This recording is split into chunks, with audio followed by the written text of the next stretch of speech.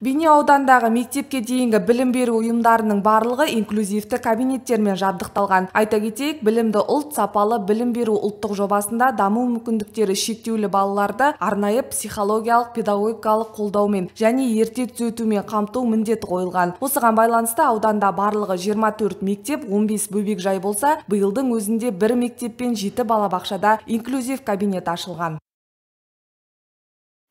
Қазіргі таңда Бейнеу аудандағы білім беру ұйымдарында ерекше білім беру қажеттілігі бар балалардың барлығына жағдай жасалып келе жатыр. Инклюзивті кабинеттердің барлығында арнайы даярланған білікті мамандар қызмет етеді.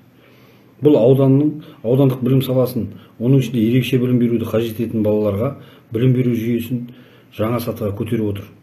Осы жылдың қорытындысымен Бейнеу ауылындағы балабақшалардың барлығында 100% инклюзивті кабинеттер ашылды. 2025 жылға дейін бүкіл барлық білім беру ұйымдарында, соның ішінде мектептерде инклюзивті кабинеттер ашылады деп жоспарланып отыр, және бұл межені біздер міндетті түрде орындайтын боламыз.